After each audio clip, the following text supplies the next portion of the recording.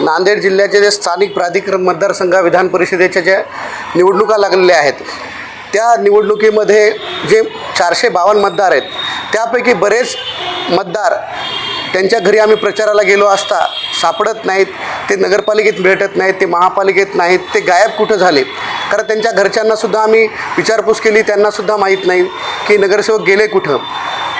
नवीन लोकशाहीचं म्हणजे निवडणूक आयोगाचे एक नियम आहेत की एखाद्या मतदाराला तुम्ही सहलीला नेणं हेही आचारसंहितेचा भंग आहे.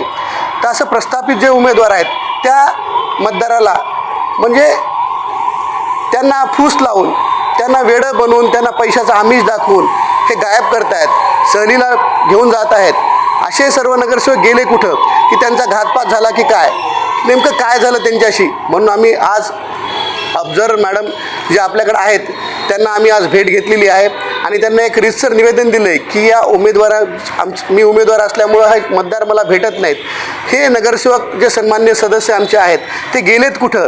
काही जण म्हणतात गोव्याला गेले, काही जण म्हणते गुवाहाटीला गेले, काही जण म्हणतात तिरुपतीला गेले, देवदर्शनाला गेले. अशा अनेक अफवा आहेत की अफवाच आहेत की कारण आम्हीसुद्धा आमच्या टीमनंसुद्धा त्यांना फोन केले, त्या काही जणांचे फोन उचलत नाहीत, काही जण नॉट रिचेबल आहेत.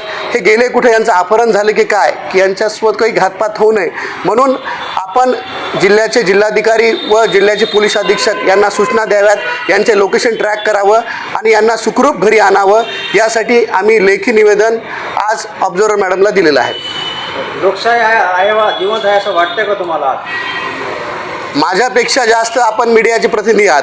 आपणालाच कळतं आहे की मीडियामध्ये विविध वृत्तपत्रामध्ये बातम्या येतात की नगरसेवक सहलीला गेले, गायब झाले. अशाने लोकशाही जिवंत राहणार आहे का? ज्या लोकांनी यांना सगळ्यांना निवडून दिलं, नगरसेवक बनवलं, त्या लोकांचा कुठेतरी घात होत आहे असताना वाटतं. कारण या निवडणुकीमध्ये 3च उमेदवार आहेत, 2 उमेदवार तर नगरसेवकसुद्धा नाहीत. कारण हे इलेक्शन नगरसेवकातला आमदार जाऊन नगरसेवकाच्या समस्या सभागृहात जाऊन मांडायच्यात विधानसभेमध्ये, त्यासाठी नगरसेवक प्रतिनिधी आवश्यक आहे. मी या 3 उमेदवारांपैकी एकमेव असा उमेदवार आहे की स्वतः जो नगरसेवक आहे.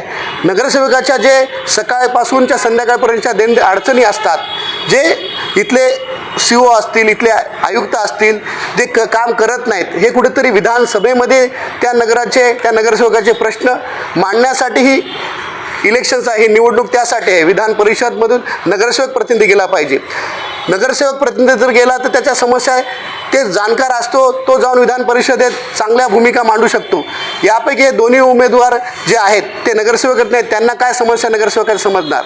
आणि हे घोडेबाजीचं जे राजकारण केलं आहे की आज मला लाज वाटते की जनावराचं, गाढवाचं, घोड्याचं, मांजरीचं, कुत्र्याचं, डुकराचं, बकऱ्याचे जसे रेट लावतात तसे आमच्या सन्मान्य नगरसेवकाचे रेट चालू आहेत. काही जणांना टोकन देत आहेत, लाख 2-2 लाखाचं टोकन देऊन आमच्या कानावर आलं की लाख गायब केलेले, त्यांचं अपहरण केले. हे पैशाचं आमिष दाखवून जर असे इलेक्शन्स होत असतील तर हे लोकशाहीला मारण्याचं काम हे करत आहेत. लोकशाही जर जिवंत ठेवायची असेल तर पारदर्शक निवडणुका झाल्या पाहिजे, एवढंच आमचं प्रशासनाला म्हणणं आहे. म्हणून सन्मान्य ऑब्झर्वर मॅडमची आमची भेट घेतली की या नगरसेवकाचे CDR काढा, हे कुठं गायब झाले, त्यांना कोण किडनॅप केले याची चौकशी करण्यासाठी आम्ही आज निवेदन ऑब्झर्वर मॅडमला दिलेलं आहे.